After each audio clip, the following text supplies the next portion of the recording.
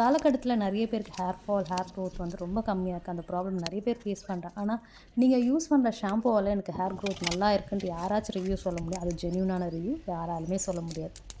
ஆனால் நான் இந்த வீடியோவில் சொல்ல போகிற நேச்சுரல் இன்க்ரீடியன்ஸை வச்சு நம்ம வீட்டில், அதுவும் பழைய காலத்தில் நம்ம முன்னோர்கள்லாம் யூஸ் பண்ண ஒரு பவுடர் தான் நான் உங்களுக்கு சொல்ல போகிறேன். அதுக்கு தேவையான பொருட்கள் பார்த்திங்கன்னா, நம்ம வீட்டிலே இருக்கிற செம்பருத்தி பூ, செம்பருத்தி இலை, கருவேப்பிலை, வேப்பிலை இது எல்லாமே நான் கலெக்ட் பண்ணிவிட்டு அதெல்லாம் வாஷ் பண்ணி வச்சுக்கிட்டேன்.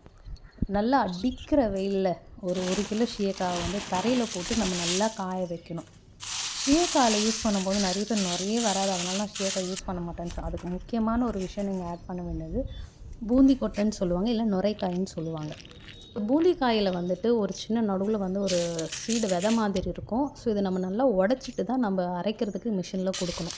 அப்புறமா வந்து வெந்தயம் வந்து லிமிட்டடாக ஆட் பண்ணிக்கோங்க. ஸோ வந்து நம்ம இந்த செம்பருத்தி பூ, செம்பருத்தி இலைலாம் நம்ம கலெக்ட் பண்ணாலும் அதெல்லாம் நல்லா வெயிலில் காஞ்சிடணும். நல்லா ஒரு கவர் போட்டு நல்லா காய வச்சுருங்க. அந்த சீயக்காய் வந்து காஞ்சதா இல்லையான்னு எப்படி பார்க்கணும், அந்த சீயக்காவை நீங்கள் உடச்சி பார்த்தீங்கன்னா நல்லா சவுண்டு வரும். அப்போ தான் நீங்கள் அது நல்ல பதத்துக்கு வந்து அது காஞ்சிருக்குன்னு அர்த்தம். அதுக்கப்புறமா மிஷினில் கொடுத்து அரைச்சிட்டிங்கன்னா நல்லா ஃபைன் பவுடராக வந்து உங்களுக்கு சூப்பராக வந்துடும். இது எப்படி யூஸ் பண்ணலான்னா, நம்ம சாதம் வடித்த தண்ணியில் மிக்ஸ் பண்ணி யூஸ் பண்ணிங்கன்னா உங்களுக்கு நல்ல ஒரு ரிசல்ட் கிடைக்கும். இது கூட அடிஷ்னலாக வேறு ஏதாச்சும் நீங்கள் ஆட் பண்ணணும்னு நினச்சாலும் ஆட் பண்ணிக்கலாம். உங்களுக்கு தெரிஞ்ச இன்க்ரீடியன்ஸ் வந்து ஆட் பண்ணி, நான் இந்த மெத்தடில் தான் நான் யூஸ் பண்ணுவேன்.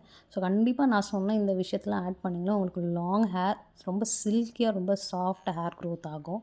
மறக்காமல் நம்ம பேஜை சப்ஸ்கிரைப் பண்ணிக்கோங்க.